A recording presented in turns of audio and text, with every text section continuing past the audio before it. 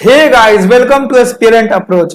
Guys, जैसा कि आप जानते हैं कि मैंने 69 बीपीएससी के फुल सिलेबस को डिस्कस करने की बात कही थी और उसी क्रम में गाइस मैंने कल वर्ल्ड ज्योग्राफी से सेशन को स्टार्ट कर दिया था। और वर्ल्ड ज्योग्राफी का एक टॉपिक जिसे major state of the world के नाम से जाना जाता है, विश्व की प्रमुख जल संधियों के नाम से जाना जाता है, उसे मैंने शुरू कर दिया था और अपने लेवल पे आसान भाषा में उसे समझाने की पूरी कोशिश की थी। उम्मीद है गाइज वो आपको आसानी से समझ आ गया होगा। और तो उसी क्रम में गाइज मैं आज एक पॉलिटी का चैप्टर लेके आया हूं और कुछ देर के बाद आपको एक वर्ल्ड ज्योग्राफी का एक और चैप्टर भी मिल जाएगा।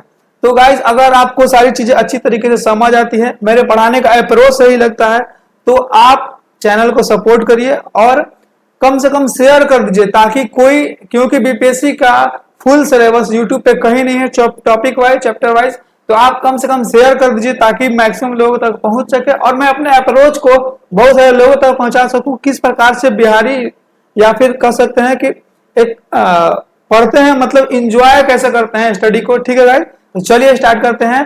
भारतीय संविधान का एक आधार चैप्टर कह सकते हैं जिस संविधान सभा का गठन किया जाता है।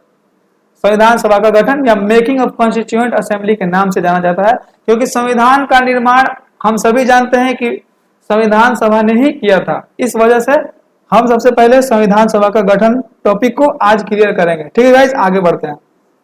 तो देखिए, संविधान सभा के गठन की बात है तो मैं आपसे कहूंगा कि भारत में संविधान सभा का गठन किसने किया था, तो आपके माइंड में बस एक ही आंसर आएगा, कैबिनेट मिशन। तो क्या कैबिनेट मिशन भारतीय संविधान सभा के गठन की मतलब एक ही प्रयास था? क्या उसके पहले किसी ने प्रयास नहीं किया?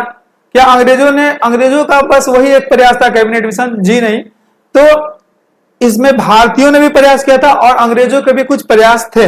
तो हम बारी बारी से करके सारे को डिस्कस करेंगे कि संविधान सभा के निर्माण के लिए भारतीय प्रयास कौन से थे और अंग्रेजी प्रयास कौन से थे। तो सबसे पहले हम लोग भारतीय प्रयास को देख लेते हैं। ठीक है गाइस, तो भारतीय प्रयास में सर्वप्रथम एक नंबर पे आते हैं कौन? अपने बाल गंगाधर तिलक जी। बाल गंगाधर तिलक ने 1895 में सर्वप्रथम भारत में संविधान निर्माण हेतु एक संविधान सभा के गठन की मांग कही। किसने? बाल गंगाधर तिलक ने, एक विधेयक के माध्यम से। यह विधेयक आपको याद रखना है, गृह स्वराज विधेयक के माध्यम से बाल गंगाधर तिलक ने सर्वप्रथम भारत में संविधान सभा के गठन की मांग रखी। ठीक है, उसके बाद किसका नंबर आता है? सेकंड नंबर पे गांधी जी ने कहा। गांधी जी ने संविधान सभा के गठन की बात नहीं कही, लेकिन संविधान के निर्माण से संबंधित ही बात कही, तो उसे एक प्रयास मान सकते हैं। गांधी जी ने कहा कि अगर आपको भारत का संविधान बनाना है तो भारतीयों के इच्छा के अनुसार बनाना होगा। यानी गांधी जी ने यंग इंडिया पत्रिका में यह कहा कि संविधान का निर्माण भारतीयों की इच्छा के अनुसार होगा। देखिए, क्वेश्चन यूपीपीएससी में यही से पूछा था कि बताइए कि यह कथन किसका है कि भारत का संविधान भारतीयों की इच्छा के अनुरूप होगा। यह कथन किसका है? तो यह कथन था महात्मा गांधी जी का। 1922 में महात्मा गांधी जी ने कहा था। उसके बाद 1924 में पंडित मोतीलाल नेहरू, जो भारत के जाने माने वकील थे, ठीक है, पहुंच जाते हैं England, Britain, house of Commons में और जाके कहते हैं कि देखिए, अब भारतीयों की बुद्धि है ना सर, परिपक्व हो चुकी है। अब भारतीय जो है संविधान का निर्माण कर लेंगे, आप बस एक बार संविधान सभा का गठन कर दीजिए। तो ये बिरकेनहेड से जाकर कहें तो बिरकेनहेड कहा, अच्छा एक बात बताओ, कई साल से तुम लोग रट रहा संविधान संविधान संविधान। संविधान का अर्थ जानते हो क्या होता है? संविधान का निर्माण कैसे किया जाता है? मान लो मैं तुम्हारे लिए एक संविधान सभा का गठन भी कर दूं तो तुम लोग इंप्लीमेंट कैसे करोगे? बस संविधान संविधान संविधान चिल्लाते रहते हो। कुछ बुझाता है? कुछ संविधान रूल और लॉ कुछ समझ में आता है? तुम लोगों कैसे इंप्लीमेंट करोगे? तो यह बात बुरा लग गया मोतीलाल नेहरू को। मोतीलाल नेहरू जो कि उस समय के अपने जाने माने वकील थे, वो जो क्या किए, वो आए वापस भारत आए, 1924 आए भारत। 4 साल कड़ी मेहनत की। 4 साल कड़ी मेहनत करने के पश्चात वो 10 अगस्त 1928 को फिर जाते हैं इंग्लैंड। ठीक है, वहां पे जाके बिरकेनहेड के मुंह पे फेंकते हैं नेहरू रिपोर्ट। देखो, इस प्रकार से बनाएंगे संविधान, इस प्रकार से इंप्लीमेंट करेंगे रूल को। अब वो भौचक्का रह जाता है। ठीक है, तो यही था नेहरू रिपोर्ट।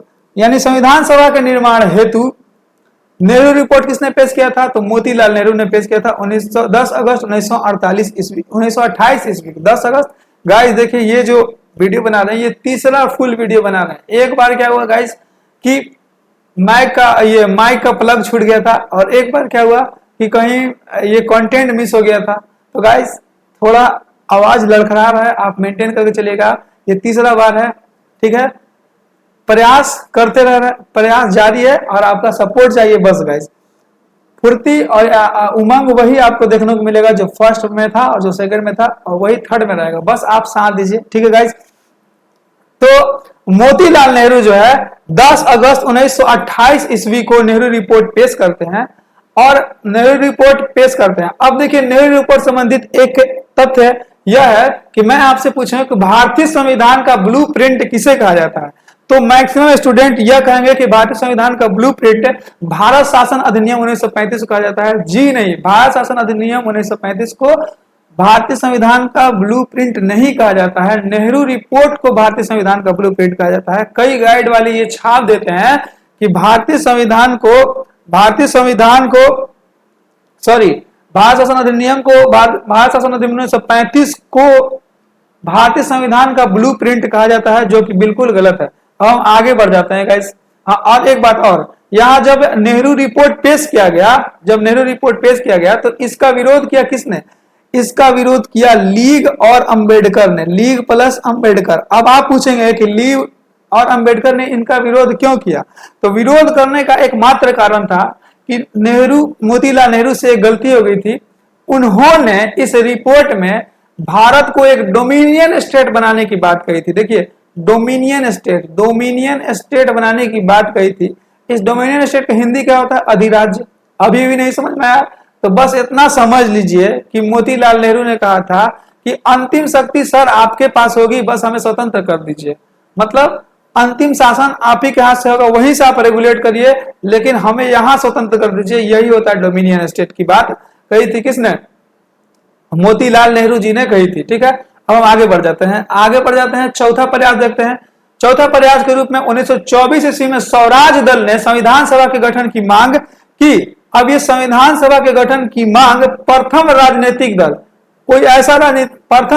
दल जिसने संविधान सभा के गठन की मांग की वो था स्वराज दल, कांग्रेस नहीं होगा सर, ठीक है। स्वराज दल जिसका गठन जनवरी 1923 ईस्वी में किया गया था, जनवरी 1923 ईस्वी में इसका गठन किया था चित्तरंजन दास और मोतीलाल नेहरू जी ने किया था। तो सर्वप्रथम दल जिसने संविधान सभा के गठन की मांग की वो कौन था? स्वराज दल था, ठीक है गाइस। अब आगे बढ़ जाते हैं। उसके बाद 1938 ईस्वी में पंडित जवाहरलाल नेहरू का स्टेटमेंट आता है कि ठीक है संविधान सभा का गठन किया जाएगा, परंतु यह गठन वयस्क मताधिकार के आधार पर होगा, यानी एडल्ट फ्रेंचाइज। इसमें जो भी लोग सम्मिलित होंगे वो मत के आधार पर शामिल होंगे, मत देगा आदमी, और वो वयस्क मताधिकार होगा, एक लिमिट फिक्स होगा मत देने का, ठीक है गाइस। अब आगे बढ़ जाते हैं। तो ठीक है, एक बार आप मेरे साथ आंख बंद करके रिपीट कीजिए। मेरे पढ़ाने का यही अंदाज है, मैं एक पैराग्राफ को मतलब कंप्लीट करता हूं, उसके बाद उसको उसी टाइम रिपीट करता हूं। आंख बंद कीजिए और माइंड में पिक्टोरियल फॉर्म लाइए कि सबसे पहला व्यक्ति कौन था जिसने संविधान सभा के गठन की बात कही थी। तो संविधान सभा के गठन की बात की थी सबसे पहले बाल गंगाधर तिलक ने 1895, फिर किसने? फिर महात्मा गांधी 1922, फिर किसने? मोतीलाल नेहरू 1924 और 1928, फिर किसने? 1924 में स्वराज दल, और फिर 1938 ईस्वी में पंडित जवाहरलाल नेहरू ने की थी और कहा था कि संविधान सभा का गठन वयस्क मताधिकार के आधार पर किया जाएगा, ठीक है गाइस। अब आगे बढ़ जाते हैं। अब हम अंग्रेजी प्रयास को देख लेते हैं। तो अंग्रेजी प्रयासों को देखते हैं। तो सर्वप्रथम अंग्रेजी प्रयास में आता है अगस्त प्रस्ताव। तो ये अगस्त प्रस्ताव 8 अगस्त 1940 ईस्वी को लॉर्ड लिथगो वायसराय के शासन काल में भेजा जाता है, ठीक है गाइस। देखिए ये जो अगस्त प्रस्ताव आया, क्या अंग्रेजों ने ये क्यों भेजा? क्योंकि अंग्रेज द्वितीय विश्व युद्ध में भारतीयों का समर्थन चाह रहे थे, इस वजह से भारतीयों को खुश करने के उद्देश्य से अगस्त प्रस्ताव भेजा गया था अंग्रेजों के द्वारा, ठीक है।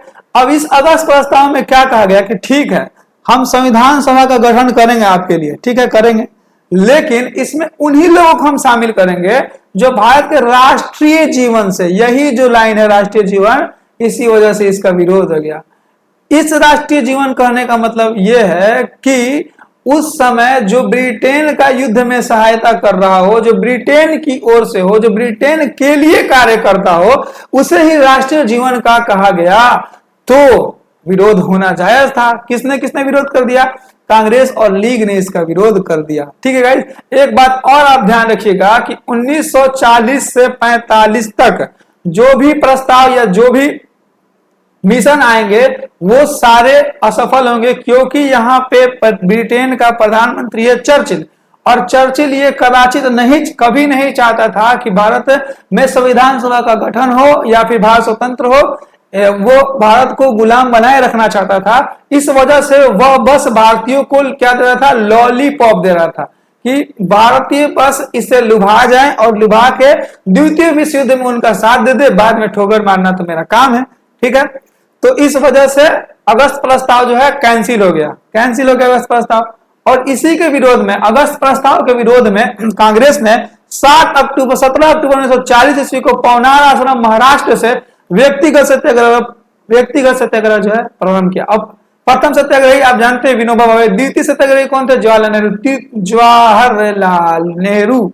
ठीक है, तृतीय सत्याग्रही कौन थे? तो ये थे अपने ब्रह्मदत्त। कौन थे भाई? तो ब्रह्मदत्त। ठीक है, आगे बढ़ जाता है। अब देखिए, ये अगस्त प्रस्ताव तो फेल हो गया, अब द्वितीय विश्व युद्ध सिर पे आ गया। अब फिर से भारतीयों का समर्थन चाहिए, फिर से लुभाने के लिए एक प्रस्ताव भेजा स्टैफर्ड क्रिप्स के नेतृत्व में, क्रिप्स प्रस्ताव। तो यह क्रिप्स प्रस्ताव आया और इस क्रिप्स प्रस्ताव ने स्टेटमेंट दिया कि द्वितीय विश्व युद्ध की समाप्ति के बाद संविधान सभा का गठन आपके लिए कर दिया जाएगा। सिंपल सी बात थी, मान जाना चाहिए था। फिर इसका विरोध क्यों किया? तो इसने स्टेटमेंट में यह कहा, स्टेटमेंट में यह कहा कि इस संविधान सभा में हिंदू और मुस्लिम दोनों शामिल होंगे। तो यह भी बात तो सही है, हिंदू मुस्लिम, भाई संविधान गठन के साथ हिंदू मुस्लिम दोनों होंगे। लेकिन बात कहां फंसी? आइए बैक में 1940 ईस्वी से चिल्ला रहा था एक व्यक्ति जिन्ना कि हमको तो पाकिस्तान चाहिए, पाकिस्तान चाहिए, पाकिस्तान चाहिए। तो पाकिस्तान का प्रस्ताव पारित कर चुका था 1940 में जिन्ना, और यह 1942 में क्या बात कर रहे हैं क्रिप्स प्रस्ताव में कि हिंदू और मुस्लिम दोनों होंगे, जबकि वो जो है मुस्लिमों का प्रतिनिधित्व करते हुए कह रहा है कि हमको अलग संविधान सभा चाहिए, हम अलग पाकिस्तान बनाएंगे। तो क्या यह प्रस्ताव को स्वीकृत किया जाएगा? नहीं किया जाएगा। तो इस प्रस्ताव को भी अस्वीकार कर दिया गया। इस प्रस्ताव का स्वीकार करने के बाद कुछ कथन आए जिनको आपको याद रखना बहुत जरूरी है। पहला कथन आया कांग्रेस की ओर से। कांग्रेस ने कहा था कि इस व्यवस्था में पाकिस्तान के निर्माण की बीज निहित है। ठीक है, ये पाकिस्तान का निर्माण करना चाहते हैं, फूट डालना चाहते हैं, ये जानते हैं कि जिन्ना गुस्सा होगा। ठीक है, पाकिस्तान के निर्माण की बीज निहित है। उसके बाद गांधी जी और नेहरू जी, दो स्टेटमेंट आप बढ़िया से याद रखिएगा। एक ने कहा पोस्ट डेटेड चेक, एक ने कहा उत्तर दिनांकित चेक। पोस्ट डेटेड चेक का होता है कि जो बैंक बंद होने के कगार पे है उसके बाद का चेक है, जिस तारीख को यह बंद हो जाएगी उसके बाद का ये चेक काट के दिया है, और ये दिया है कि अब बैंक डूब रहा है। देखिए, गांधी जी ने कहा पोस्ट डेटेड चेक और नेहरू जी ने कहा उत्तर दिनांकित चेक। उत्तर दिनांकित चेक का अब बैंक एक दिन में डूबने वाला हो रहा है और शाम को डूबने वाला है, और ये दिया है दोपहर को वो चेक दे रहा है। ठीक है, इस प्रकार से बात कहा। यानी पोस्ट डेटेड चेक, बाद का चेक किसने कहा? गांधी जी ने। पहले का चेक किसने कहा? मतलब डूबने वाले से कुछ समय पहले का चेक किसने कहा? तो वो नेहरू जी ने कहा। ठीक है गाइस, आगे बढ़ जाते हैं। अब देखिए तृतीय बात, तृतीय अंग्रेज प्रयास क्या था? 1945 में वायसराय वेवेल जो था, वेवेल ने एक वेवेल प्रस्ताव भेजा और वेवेल प्रस्ताव में कहा कि द्वितीय विश्व युद्ध की समाप्ति के बाद संविधान सभा का गठन जो है किया जाएगा, परंतु उसमें उन्हीं भारतीय लोगों को शामिल किया जाएगा जिसने द्वितीय विश्व युद्ध में ब्रिटेन की सहायता की थी। अब यहां पे देखिए गाइस, द्वितीय विश्व युद्ध में ब्रिटेन की सहायता की थी, तो अगस्त प्रस्ताव में क्या कहा था? राष्ट्रीय जीवन से। वहां पे राष्ट्रीय जीवन लिख के घुली मुली बातें कर रहा था, यहां तो साफे साफ कर दिया। जब साफे साफ कर दिया तो फिर से तुम साफ हो जाओ, तो इसको भी बहिष्कार कर दिया गया, इसको भी हटा दिया गया। अब देखिए, अब द्वितीय विश्व युद्ध समाप्त हो गया। अब द्वितीय विश्व युद्ध समाप्त हो गया, चर्चिल था। अब जैसे ही द्वितीय विश्व समाप्त हो गया तो अब तो अंग्रेज को जरूरत है नहीं, अब तो अंग्रेज को भारतीय की जरूरत है नहीं। ठीक है, लेकिन आंदोलन भी अपने चरम सीमा पे थे। इसी बीच इंग्लैंड में, ब्रिटेन में आप कह सकते हैं चुनाव संपन्न हुआ। वहां पे पीएम पद के लिए चुनाव हुआ, और आप वहां जानते हैं कि विश्व में 3 प्रकार की जो आप कह सकते हैं कि एक दलीय होता है, 3 प्रकार की व्यवस्था पाई जाती है, एक दलीय, द्विदलीय और बहुदलीय। तो द्विदलीय वहां पे होता है कहाँ, ब्रिटेन और यूएसए में। ब्रिटेन में 2 दल की सरकार होती है, एक होता है लेबर पार्टी, एक होता है कंजर्वेटिव पार्टी, ठीक है। जैसे अमेरिका में होता है रिपब्लिक पार्टी, एक रिपब्लिक होता है और एक डेमोक्रेटिक होता है, ठीक है। तो उसी प्रकार से यहाँ पे है लेबर और कंजर्वेटिव पार्टी। तो देखिए जो चर्चिल था वो कंजर्वेटिव पार्टी का था, लेकिन सरकार बन गया किसका, लेबर पार्टी। लेबर पार्टी का पीएम पद का उम्मीदवार कौन था, क्लेमेंट इटली बन गया पीएम। और ये जो इटली था भारत के प्रति उदार सोच रखता था, भारत के उत्थान के लिए सोचता था, और ये कहता था कि हमने बहुत दिनों से भारत को गुलाम बना के रखा है, अब इसका भी उत्थान किया जाए, इसे स्वतंत्र कर दिया जाए। तो यहां भारतीयों की किस्मत अच्छी थी कि ब्रिटेन में चुनाव होने के बाद लेबर पार्टी की सरकार बन गई, और इटली जो है पीएम बनने के साथ ही 14 मार्च 1946, डेट याद रखिएगा, 14 मार्च को यह घोषणा करता है कि भारत को अतिशीघ्र ही स्वतंत्र कर दिया जाएगा, ठीक है। और जब स्वतंत्र कर दिया जाएगा तो स्वतंत्र करने से पहले भारत को रूल रेगुलेशन के लिए संविधान सभा का गठन भी तो किया जाए। तो मैंने 14 मार्च की घोषणा किया कि अब चिंता नहीं करिए, भारत को शीघ्र स्वतंत्र कर दिया जाएगा, उसके लिए हम संविधान सभा का पहले गठन कर लें, संविधान निर्माण कर लें, जैसे संविधान निर्माण पूरा हो जाएगा हम भारत को स्वतंत्र कर देंगे। इसी वजह से 24 मार्च, 14 मार्च घोषणा किया, 24 मार्च को वह एक मिशन भेजते हैं, कैबिनेट मिशन।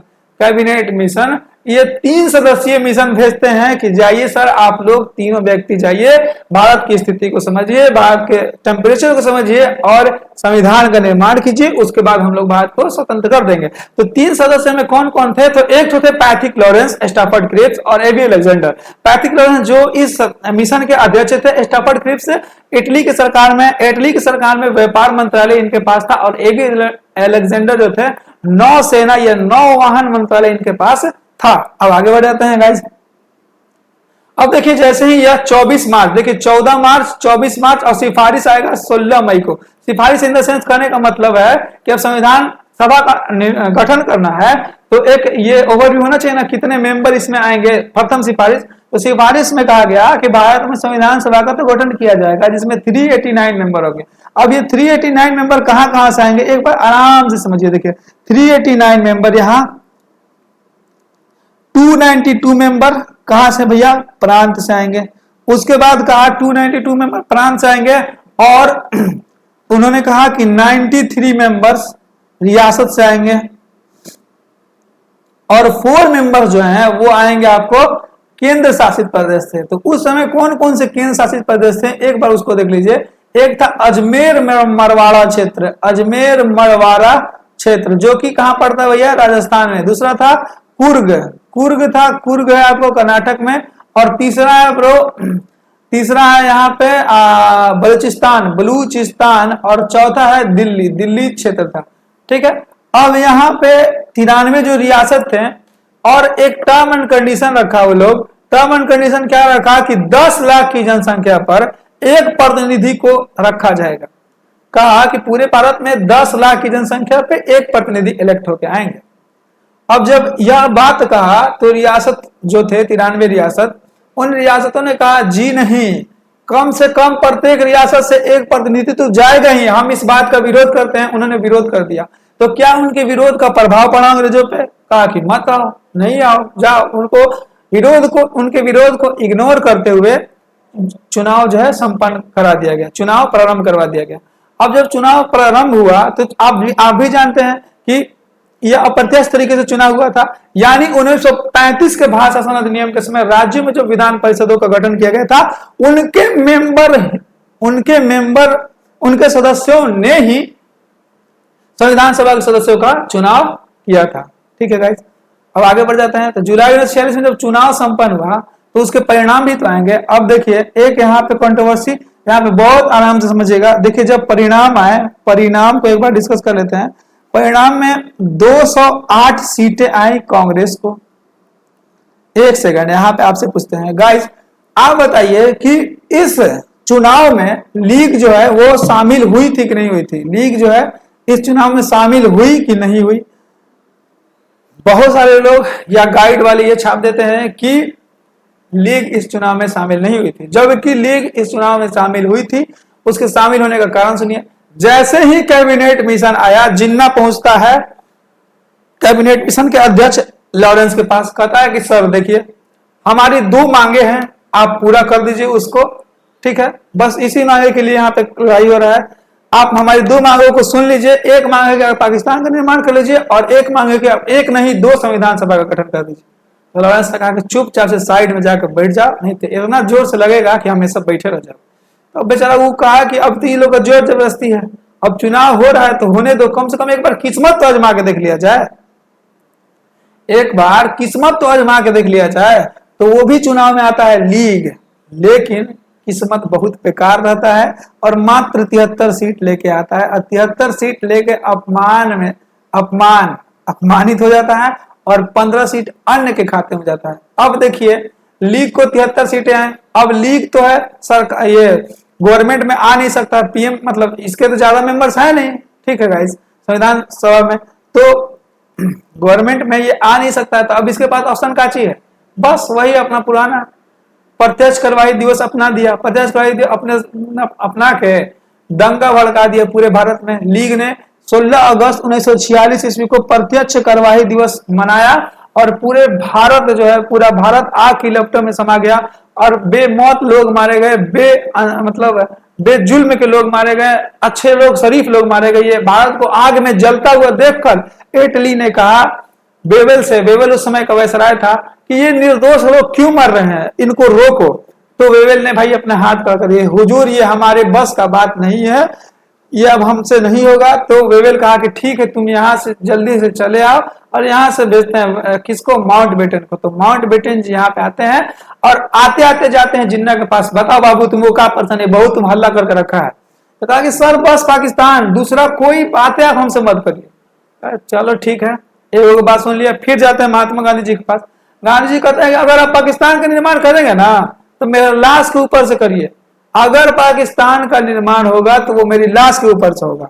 अब बीच में कौन फंसा, माउंटबेटन। एक आदमी कह रहा है कि बस पाकिस्तान और एक आदमी कह रहा है कि मेरे लाश के ऊपर से पाकिस्तान का निर्माण होगा। तो अब फंस गया कौन, माउंटबेटन। अब देखें गांधी जी समझदार व्यक्ति थे, देखें कि बेचारे ये तो फंस गया। तो एक उसको ऑप्शन बुलाया माउंटबेटन को, बाबू सुनो इधर, बुलाया इसको। बुलाने के बाद कहे कि देखो तुम जाके उससे कह दो जिन्ना से कि जिन्ना गांधी जो है जिन्ना को भारत का प्रधानमंत्री देखना पसंद करता है परंतु भारत का विभाजन देखना पसंद नहीं करता है। यह बात किससे कह दिया, किसने, महात्मा गांधी ने लॉर्ड माउंटबेटन से कह दिया। और लॉर्ड माउंटबेटन वहां जाने ही वाले थे, तब आ जाते हैं कौन, जवाहरलाल नेहरू, JL नेहरू, और आ जाते हैं सरदार वल्लभ भाई पटेल गांधी जी के पास। कहते बापू अगर आप अभी इसको पीएम बना के भारत का एक विभाजन रोक लिए तो कुछ दिनों के बाद भारत 1000 टुकड़ों में बढ़ जाएगा, इसलिए कृपया करके ये अपना जो डिसीजन लिया इसे वापस ले लीजिए। बापू कहते थे मतलब गांधी जी इस मतलब ये जो आपने डिसीजन लिया इसको वापस कर लीजिए, क्योंकि अभी तो आप एक विभाजन बताना चाह रहे हैं, जब ये पीएम बन जाएगा तो भारत के 1000 टुकड़े हो जाएंगे, ठीक है। तो गांधी जी समझ गए, गांधी जी ने अपने इस बात को वापस ले लिया और तब उसके पास बस एक ऑप्शन था माउंटबेटन के पास, 3 जून प्लान। 3 जून प्लान में भारत और पाकिस्तान दो स्वतंत्र मतलब देशों का निर्माण का बात कहा गया और दोनों के अलग अलग संविधान के निर्माण का बात कहा गया, ठीक है। उम्मीद करते हैं यहाँ तक आप समझ गए होंगे। अब यहाँ देख लेते हैं जब ये चुनाव हुआ था, अब फिर से यहाँ पे लौट जाते हैं। जब चुनाव हुआ था तो चुनाव का अधिकारी कौन था, तो HVR अयंगर चुनाव का अधिकारी था। उसके बाद आगे बढ़ जाते हैं। चुनाव में मतदाता कैटेगरी कैसे कैसे था, एक सामान्य था, एक मुस्लिम कैटेगरी था, एक सिख, और सिख का इन्फ्लुएंस बस पंजाब में था, सिख कैटेगरी बस पंजाब में थी, बाकी सामान्य और मुस्लिम पूरे भारत में थी। मतलब एक सामान्य कैटेगरी से लोग आएंगे और एक मुस्लिम मतलब कैंडिडेट है होगा, ठीक है, ये कैटेगरी थी, ठीक है। अब यहाँ पे देखिए एकमात्र ऐसा दल जिसको प्रतिनिधित्व नहीं मिला वो था हिंदू महासभा। हिंदू महासभा को कोई भी प्रतिनिधित्व नहीं मिला। अब यहाँ देखिए ये हुआ इंपॉर्टेंट बात का एरिया। आपसे पूछेगा कि बताइए कि अंबेडकर जो थे, अंबेडकर जी, उनका निर्वाचन क्षेत्र वो किस सीट से थे या फिर वो संविधान सभा में किस जगह से आए थे। तो देखिए सबसे पहला बात कि अंबेडकर बॉम्बे से निर्दलीय खड़ा हुए, और जब निर्दलीय खड़ा हुए तो ये हार गए। हारने के बाद लीग इनसे इंस्पायर था, बॉम्बे अंबेडकर से, मुस्लिम लीग। तो इसने बंगाल की सीट को, बंगाल में एक सीट है जयसुर कुलना की सीट को खाली करवा दिया। वहां का जो व्यक्ति था उसको त्याग पत्र दिलवा के अंबेडकर को यहाँ पे बैठा दिया। ठीक है, अंबेडकर यहाँ से चले गए संविधान सभा में इन्फ्लुएंस दिए, अच्छा खासा इन्फ्लुएंस दिए। और परंतु जब संविधान सभा का पुनर्गठन या भारत का पुनर्गठन किया गया तो बंगाल वाला हिस्सा चला गया पूर्वी पाकिस्तान में, तो फिर से खाली, मतलब फिर से अंबेडकर हो गए बाहर। ठीक है, अंबेडकर हो गए बाहर। अब क्योंकि इन्होंने इन्फ्लुएंस दे, जब तक ये, मतलब ये बंगाल की सीट से थे, इन्फ्लुएंस दे दिया था। अब कांग्रेस जो था, पहले तो कांग्रेस इनको अपने ओर से आने का बात नहीं कर रहा था। और एक बात आपको ये भी बता दे कि जो अंबेडकर जी थे वो, उन्होंने कभी कांग्रेस ज्वाइन नहीं किया। कांग्रेसी जो थे, कांग्रेस जो था, इनसे इंस्पायर होके अब इसने कहा कि आप अब संविधान सभा में आइए, हम बॉम्बे का सीट आपके लिए खाली करवाते हैं। पुनर्गठन के बाद बॉम्बे का सीट खाली करवा दिया कांग्रेस ने। और बॉम्बे की सीट पे कौन था? एम.आर. जयकर को त्याग पत्र दिलवाया। और यहां से अंबेडकर आए और संविधान सभा में आए। तो अब जब अंबेडकर संविधान सभा में आए तो उस समय भारत के संविधान का प्रारूप तैयार करने का जिम्मा था बी.एन. राव के पास। तो बी.एन. राव ने कहा कि सर, अब हम सिफारिश करते हैं कि अब इसके बाद का जो संविधान निर्माण का कार्य है, जो ये इस प्रारूप के जांच का कार्य है, जो भी कार्य है संविधान निर्माण संबंधित, वो अब बी.आर. अंबेडकर को सौंपा जाए। ये कांग्रेस से कहा, किसने? बी.एन. राव ने कहा। ठीक है गाइस, उम्मीद करते हैं आप यहाँ तक सारी बातें समझ गए होंगे। तो आपसे पूछेगा कि बताइए कि भीमराव अंबेडकर का निर्वाचन क्षेत्र कहाँ था? पुनर्गठन के पहले बंगाल था, पुनर्गठन के बाद बॉम्बे था। ठीक है गाइस, अब यहाँ देख लेते हैं संविधान सभा में सर्वाधिक प्रतिनिधि कहाँ से थे? यूपी से थे। अब अभी भी संयुक्त प्रांत को यूपी कहा जाता है। आप ऐसे भी देख सकते हैं कि सबसे ज्यादा लोकसभा में सीट वहीं से है और सबसे ज्यादा, ठीक है, विधानसभा में सीट वहीं का है। न्यूनतम प्रतिनिधि असम के थे 8 गो। महिला कितना थी? 15 गो। प्रथम मुस्लिम महिला बेगम अयाज रसूल। एससी का सीट था 26 और एसटी का सीट था 35। एक बार आंख बंद करिए और सारी चीजों को बोलिए। सर्वाधिक प्रतिनिधि कहां से थे? संयुक्त प्रांत से। न्यूनतम प्रतिनिधि कहां से थे? असम से थे। महिला कितनी थी? 15। प्रथम महिला बेगम अयाज रसूल। एससी कितना था? 26 और एसटी 35। आगे बढ़ जाते हैं सर। अब देखिए संविधान सभा का जब गठन हुआ तो संविधान सभा पे कुछ कथन है, और बीपीएससी जो है कथन वाला जो ट्रेंड है वो चलाया हुआ है कि कुछ सालों से आपको हमेशा देखने को मिलता होगा कि कथन कथन कथन। तो आप कथन को पक्का पक्की याद कर लीजिएगा। यहां देखिए लॉर्ड विस्काउंट का एक कथन है। लॉर्ड विस्काउंट ने संविधान सभा को क्या कहा था? कि यह एक हिंदुओं की संस्था है। तो हिंदुओं की संस्था किसने कहा था? लॉर्ड विस्काउंट ने। चर्चिल ने क्या कहा था? यह एक वर्ग का प्रतिनिधित्व करती है। ग्रेनविले ऑस्टिन ने कहा था कि कांग्रेस ही संविधान सभा है और संविधान सभा ही कांग्रेस है। आइवर जेनिस ने कहा था कि यह वकीलों का स्वर्ग है। नेहरू ने कहा था इसे चलायमान राष्ट्र की संज्ञा दी थी। तो लॉर्ड विस्काउंट ने कहा था क्या? यह हिंदुओं की संस्था है। ठीक है। चर्चिल ने क्या कहा था? चर्चिल ने कहा था कि यह एक वर्ग का प्रतिनिधित्व करती है। ग्रेनविले ऑस्टिन ने क्या कहा था? कि कांग्रेस ही संविधान सभा है, संविधान सभा ही कांग्रेस है। आइवर जेनिंग्स ने क्या कहा था? कि यह वकीलों का स्वर्ग है और नेहरू जी ने इसे चलायमान राष्ट्र की संज्ञा दी थी। उम्मीद करता हूं गाइस आपको यहां तक सारी चीजें क्लियर होंगी। ठीक है, आगे बढ़ते हैं। अब देखिए वही बात 3 जून 1947 को माउंटबेटन योजना की सिफारिश पर भारत का विभाजन किया गया और संविधान सभा का पुनर्गठन किया। जब संविधान सभा का पुनर्गठन किया गया तो माउंटबेटन योजना ने कहा कि 324 सदस्य आप लोग 324 सदस्य इसमें रख लीजिए संविधान सभा में। भारत के संविधान सभा में इस योजना ने 324 सदस्यों के संविधान सभा के गठन का सुझाव दिया, परंतु मेंबर 1947 तक कितना पहुंच पाए? 299 तक ही सब मेंबर्स पहुंच पाए। ठीक है दोस्त, आगे बढ़ जाते हैं। अब देखिए संविधान निर्माण। अब तो वो संविधान सभा का गठन का बात हो गया। अब अधिवेशन होगा तभी तो संविधान का निर्माण होगा, बैठक होगा, बहस होगा तभी तो संविधान का निर्माण होगा। तो संविधान सभा के पहले अधिवेशन का आयोजन 9 दिसंबर 1996 को दिल्ली संसद भवन, जो पुराना संसद भवन था, उसके सेंट्रल हॉल केंद्रीय कक्ष में किया गया। अब यहाँ देखिए संविधान सभा के फर्स्ट बैठक में 207 सदस्यों ने भाग लिया। अब यहाँ पे आप एक चीज देखिए यहाँ पे है अधिवेशन, यहाँ पे है बैठक। आपसे पूछेगा कि संविधान सभा के पहले अधिवेशन में टोटल कितने मेंबर्स ने पार्टिसिपेट किया था, तो 211। और पहले बैठक में कितने किया था, 207। अधिवेशन और बैठक में अंतर होता है सर। अधिवेशन एक पीरियड को कहा जाता है और बैठक एक दिन का होता है, ठीक है, प्रथम बैठक। तो अधिवेशन में पूछेगा तो 2 से 11 मेंबर्स होंगे और बैठक में पूछेगा तो 207 मेंबर्स होंगे। और ये अधिवेशन चला था 9 दिसंबर से 23 दिसंबर 1946 तक ये अधिवेशन चला था। ठीक है गाइस, अब आगे बढ़ जाते हैं। नोट, पहले अधिवेशन का ये लीग और हैदराबाद ने क्या किया था, बहिष्कार कर दिया था। उसके बाद देखिए, यहीं से प्रोटेम स्पीकर पद की शुरुआत मानी जाती है। प्रोटेम स्पीकर कहां से, जब संविधान सभा का प्रथम बैठक का आयोजन किया गया तो उस समय तो वहां पे कोई अध्यक्ष होगा नहीं। अब अध्यक्ष नहीं होगा तो सभा की कार्यकारिणी या फिर जो भी रेगुलेशन या फिर जो क्रिया होता है, जो उसमें काम किया जाता है, जो बैठक होता है, जो कंटेंट लाया जाता है, जो कार्यवाही होता है, उस कार्यवाही के संचालन के लिए एक अध्यक्ष होगा ना, जो सारा संचालित करेगा।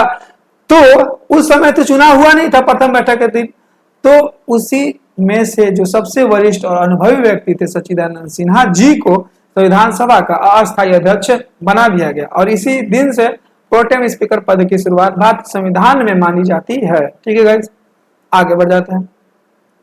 अब देखिए, 11 दिसंबर 1946 ईस्वी को संविधान सभा के सदस्यों ने डॉक्टर राजेंद्र प्रसाद को निर्विरोध, अब देखिए जब चुनाव हुआ तो चुनाव में 3 व्यक्ति खड़े थे, 3 पैम्पलेट भरे गए थे, 3 आप कह सकते हैं नामांकन हुए थे, जिसमें 2 ने वापस ले लिया। जब राजेंद्र प्रसाद खड़े हुए तो राजेंद्र प्रसाद निर्विरोध अध्यक्ष चुने गए। ठीक है, और आपसे पूछेगा कि 11 दिसंबर को जो बैठक हुई थी जिसमें राजेंद्र प्रसाद जो थे वो अध्यक्ष चुने गए निर्विरोध, तो वो कौन सी बैठक थी, तो वो तीसरी बैठक थी।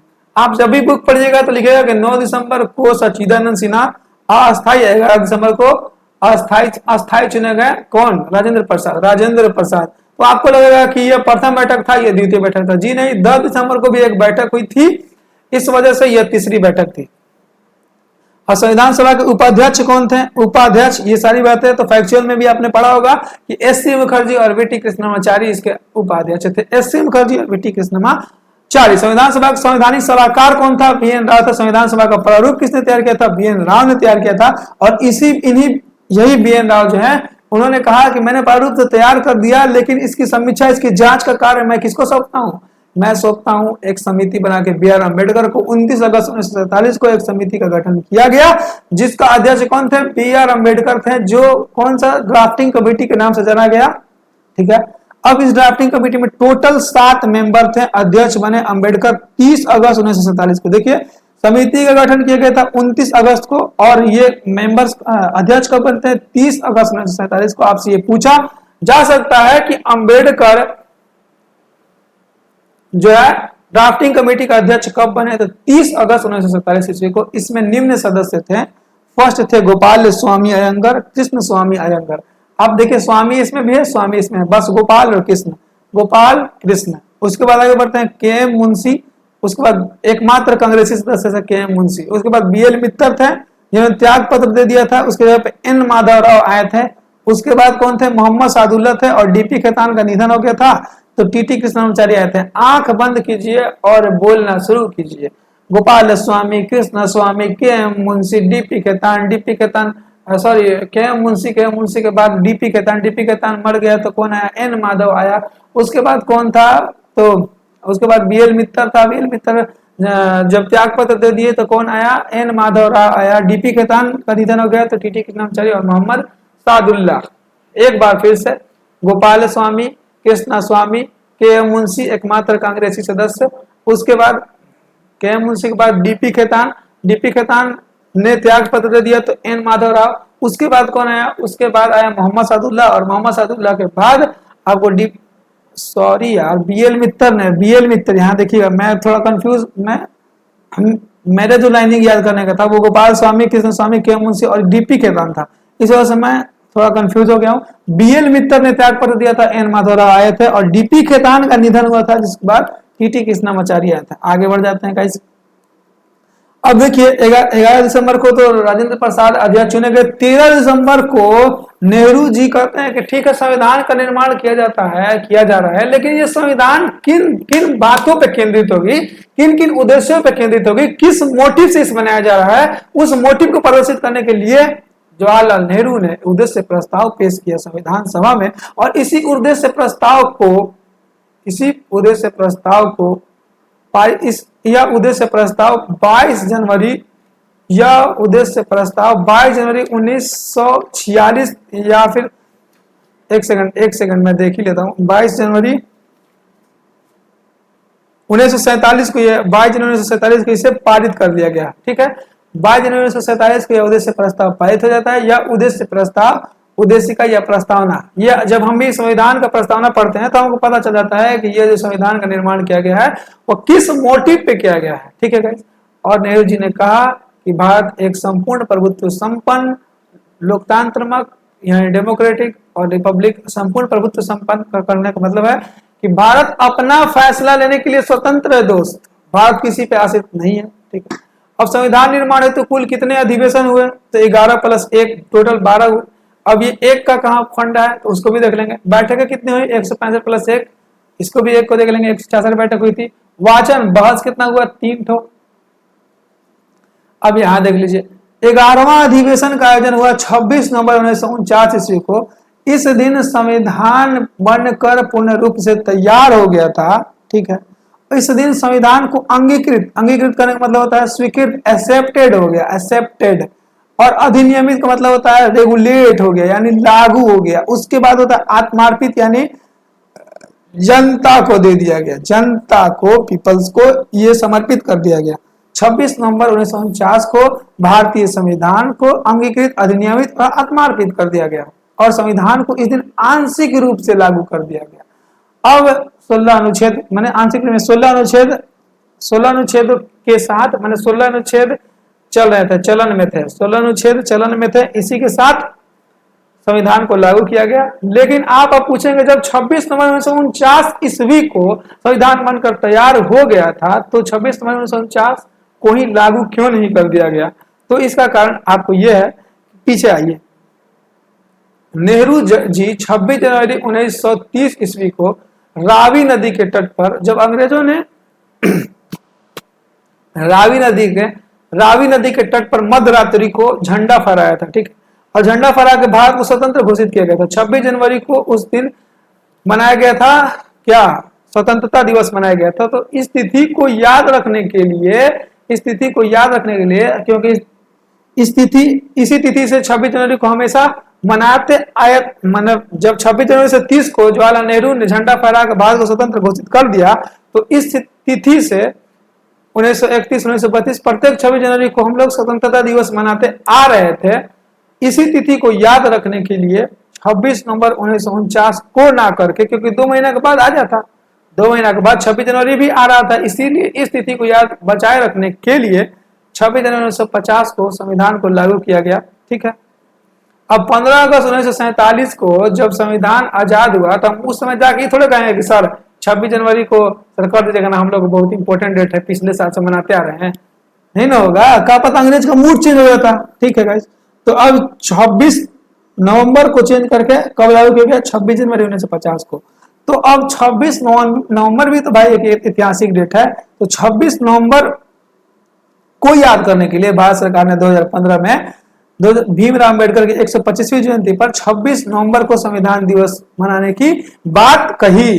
संविधान निर्माण के दौरान 12वें अधिवेशन, देखिए 11 अधिवेशन 26 नवंबर 1949 को मनाया गया था, 12वां अधिवेशन क्यों मनाया गया था, इसे देखिए कि 12वां अधिवेशन और 166 बैठक का आयोजन इसलिए किया गया था कि अब भारत का संविधान 26 जनवरी 1950 से लागू हो जाएगा, तो 24 जनवरी 1950 को 12वां अधिवेशन और 166वां बैठक का आयोजन इसलिए किया गया क्योंकि जब लागू हो जाएगा तो रेगुलेट करने के लिए एक सुपरमैसी पावर होना चाहिए यानी प्रेसिडेंट। तो इस दिन इस बैठक का आयोजन करके एक प्रेसिडेंट को चुना गया, जो कौन थे, राजेंद्र प्रसाद को बनाया गया। और अब संविधान सभा को भंग कर दिया गया क्योंकि इसका काम अब संविधान का निर्माण करना नहीं, इसे संसद का दर्जा दे दिया, अंतरिम संसद यानी जब तक चुनाव संपन्न नहीं हो जाता है, नया संसद नहीं बन जाता है, तब तक अंतरिम संसद के रूप में कार्य करेगा कौन, ये अपना संविधान सभा। अब ये संविधान निर्माण का काम नहीं करेगा, ये कौन सा काम करेगा? अंतरिम संसद का कार्य करेगा। जब तक चुनाव नहीं हो जाता, जब तक लोकसभा राज्यसभा नहीं भर जाता है, तब तक अंतिम संसद का कार्य करेगा विधानसभा। संविधान पे 284 सदस्यों का हस्ताक्षर किया गया। राष्ट्रीय गान और राष्ट्रीय गीत को अपनाया गया इसी दिन। कब? 24 जनवरी 1950, 12वां अधिवेशन। दूसरा आज पूछेगा कि संविधान पे कितने लोगों का हस्ताक्षर? 284 सदस्यों का हस्ताक्षर है। अब थोड़ा राष्ट्रीय ध्वज को देख लेते हैं। राष्ट्रीय ध्वज को अपनाया गया था 24 जनवरी 1950 को राष्ट्रीय गान और राष्ट्रीय गीत। अब यहाँ देखिए ध्वज को देखिए, 22 जुलाई 1947 को अपनाया गया था। लंबाई चौड़ाई का रेशियो आप जानते होंगे, फैक्ट में पढ़े होंगे। डिजाइन वेंकैया पिंगले ने किया था, निर्माण मैडम भिकाजी कामा ने किया था। अब यहाँ से एक स्लाइड पूरा जो है आपको ये दिखेगा फैक्चुअल। जैसे राजभाषा हिंदी है, इसे कब अडॉप्ट किया गया था? 14 सितंबर 1949 ईस्वी को। संविधान निर्माण हेतु कुल खर्च हुआ था 64 लाख का। संविधान मूलतः लिखा गया था हाथ से प्रेम बिहारी नारायण राज यादव द्वारा। संविधान की मूल पुस्तक की चित्रकारी की थी नंदलाल बोस ने। संविधान का हिंदी अनुवाद किया था दो व्यक्ति, घनश्याम गुप्ता, पंडित सुंदरलाल जी ने किया था। तो ये सारी चीजें यहाँ से यहाँ तक फैक्चुअल है। आप इसको रट के या फिर 2 बार लिख के इसे अंडरलाइन करके आप याद कर सकते हैं। उम्मीद करते हैं गाइस यहाँ तक की सारी बातें आपको अच्छी तरीके से समझ में आई होगी। अगर आप हमारे मेहनत से कर सकते हैं इंस्पायर है, क्योंकि ये भाई तीसरा है, ये एक 40 या 50 मिनट का बन रहा है। ये मतलब तीसरा वीडियो मैं शूट कर रहा हूँ, ठीक है। तो ये मेरा ट्राई आपको अच्छा देने का है, इस वजह से। नहीं तो मैं वो भी अपलोड कर सकता था, 2-3 जगह मिसप्रिंट था, मतलब वो भी कर सकता था, लेकिन आपको अच्छा देने की मेरी कोशिश है। तो गाइस आपको भी सपोर्ट करना चाहिए मेरा, ठीक है गाइस। Thank you. अगर आपको अच्छा लगता है तो चैनल को सब्सक्राइब कीजिए। Thank you.